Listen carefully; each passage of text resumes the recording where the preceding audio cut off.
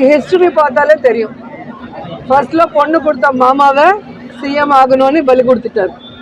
அப்புறம் சிஎம் ஆக்குறேன்னு சொன்னா புரந்தேஸ்வரி ஹஸ்பண்ட இவரை சிஎம் ஆகுறதுக்கு பலி கொடுத்துட்டார்.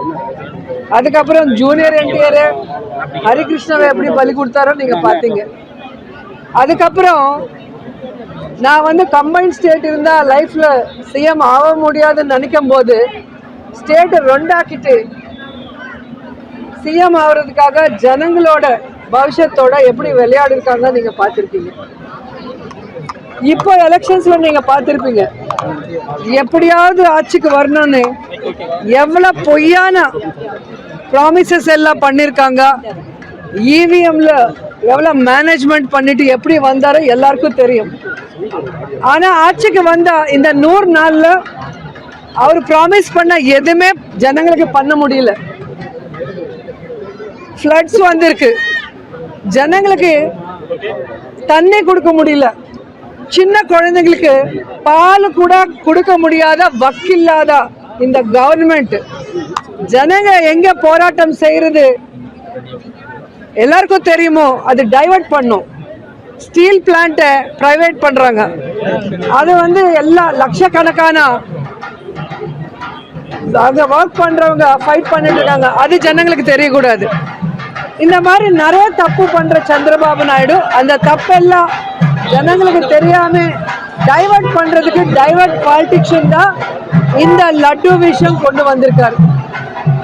ஏன்னா உண்மையிலே கடவுள் மேல பக்தி பயம் இருந்தா இந்த மாதிரி ஒரு தப்பு நடந்ததுன்னா சிஎம்மா இருக்கிறவங்க டிப்யூட்டி சிஎம்மா இருக்கிறவங்க என்ன செய்யணும், அது மேல என்கொயரி பண்ணணும். என்கொயரி பண்ணிட்டு தப்பு பண்ணவங்கள தண்டிக்கணும். அப்படி இல்லாம அவங்களோட என்டிஏ கூட்டணி மீட்டிங் நடக்கும் போது இந்த மாதிரி ஒரு தப்பு நடந்தது, இந்த மாதிரி அனிமல் ஃபேட் இதுல மிக்ஸ் ஆயிருக்குன்னு சொல்லி அவர் பேசுனது, அந்த பேசல பொய்ய உண்மையாக்குறதுக்காக அவர் ஒரு ரிப்போர்ட் கொண்டு வந்திருக்காரு. அந்த ரிப்போர்ட் நீங்க பாத்தீங்கன்னா என்டிடிபி ரிப்போர்ட் இதுல கிளியரா இருக்கும். மார்ச்சோட ஜெகன்மோகன் ரெட்டி சார் சிஎம் முடிஞ்சிச்சு, எலெக்ஷன் அனௌன்ஸ் பண்ணாங்க. ஜூன்ல சந்திரபாபு நாயுடு சிஎம் ஆனார். ஜூலைல தான் அந்த டேங்கர்ஸ் வந்திருக்கு. 17/7/2024 கண்டெய்னர்ஸ் வந்திருக்கு. அது டெஸ்ட்டுக்கு அனுப்புனா 23/7/24 தான் ரிசல்ட்ஸ் வந்திருக்கு.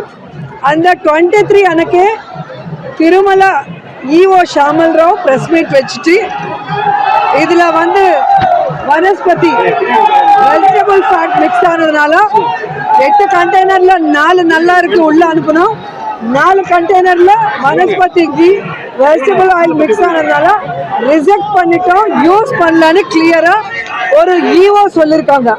ஏன்னா டிடிடி ஈஓ கண்ட்ரோல்ல இருக்கும். ஈஓல சேர்மன் கமிட்டி தான் அதுல மெயின் போர்ஷன், அதுல கவர்மெண்ட் இன்வால்வ்மெண்ட் ஒன்றும் இருக்காது. ஸோ கிளியர் கட்டா வந்தது. நீங்க சிஎம்மா இருக்கும் போது சந்திரபாபு நாயுடு கண்டெய்னர் வந்தது, சாம்பிள் எடுத்தது, ரிப்போர்ட் வந்தது, எல்லாமே உங்க கவர்மெண்ட்ல தப்பு நடக்கல, அது யூஸ் பண்ணல, அது வெஜிடபிள் ஆயில்னு ஈஓ சொல்லியிருக்காங்க. ஆனா நீங்க ஜெகன்மோகன் ரெட்டி பொலிட்டிக்கலா ஜீரோ ஆக்கணும்னு ஒரு ராங் இன்டென்ஷனோட நீங்க பேசுனது இந்த ரிப்போர்ட்ல டேட்டோட வெளியே வந்துருச்சு. ஸோ அதனால நீங்க தப்பு பண்ணது பேக் ஃபயர் ஆனது உங்களுக்கு தெரிஞ்சதுனால நீ சைடுக்கு ஒதுங்கிட்ட. உன்னோட டைரக்ஷன்ல ஹீரோ பவன் கல்யாண் முன்னுக்கு வந்திருக்காரு. ஏன்னா சந்திரபாபு நாயுடுக்கு எப்பவுமே கடவுள்னா பக்தி இல்லை, பயம் இல்லை. இங்க பாத்தீங்கன்னா உங்களுக்கே தெரியும், எப்பவுமே எந்த பூஜை பண்ணாலும் ஷூஸ் போட்டுட்டு தான் பண்ணுவார்.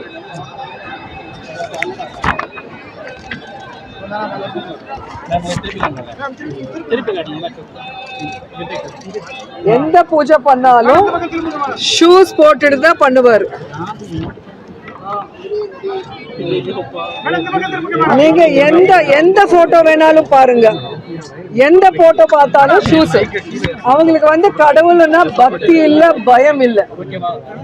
சோ ஒரு வாட்டி உங்களுக்கே தெரியும், వెయ్యి కాళ్ళ మండపం తిరుమలలో அவர் டெஸ்ட்ராய் பண்ணதுனால அதே திருமலையில பாம் பிளாஸ்ட் ஆயிருக்கு. ஸோ கடவுள் பனிஷ்மெண்ட் கொடுத்தாரு. ஆனாலும் புத்தி வராம மறுபடி தப்பு பண்ணிட்டு இருக்காரு. அவர் வந்து ஜெகன்மோகன் ரெட்டி டார்கெட் பண்றேன்னு நினைக்கிறாரு. ஆனா இன்னைக்கு வந்து ஆந்திரால மட்டும் இல்லை, இந்தியாவில் மட்டும் இல்லை, உலகம் முழுக்க வெங்கடேஸ்வர சுவாமிய பூஜை பண்றவங்க பக்தியோட அந்த லட்டுவை வந்து பிரசாதத்தை வந்து தம அதிருஷ்டமா நினைச்சு சாப்பிட்றவங்கள வந்து ஒரு கன்ஃபெஷன்ல போட்டுட்டு இன்னைக்கு சாமி மேலே நம்பிக்கை போற அளவுக்கு சந்திரபாபு நாயுடு பண்றாருன்னா அந்த மாதிரி டட்டி பாலிடிக்ஸ் பண்ற பொலிட்டீஷியனை இது வரைக்கும் யாரும் பார்த்திருக்க முடியாது. இன்னைக்கு மறுபடியும் நான் கிளியரா சொல்றேன், அவங்க சொல்ற ஒவ்வொன்றுமே பொய்யா பேசுறாங்க. இன்னைக்கு அவரோட டைரக்ஷன்ல பவன் கல்யாண் சொல்றாங்க, ஏன் நந்தினி நெய் யூஸ் பண்ணல, ஏன் கம்மி ரேட்டுக்கு நெய் யூஸ் பண்றீங்கன்னு சொன்னீங்க.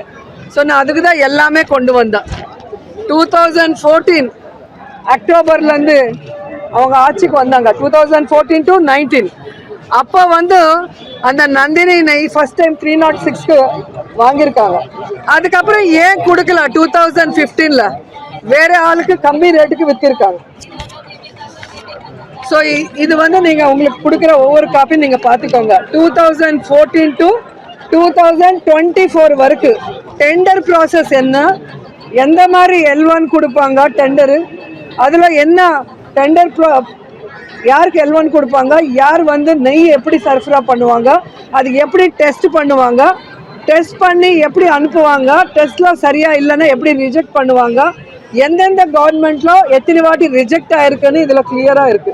பாதகம் செய்பவரை கண்டால் நாம் பயங்கொள்ளலாகாது பாப்பா, மோதி மிதித்து விடு பாப்பா, அவர் முகத்தில் உமிழ்ந்து விடு பாப்பா.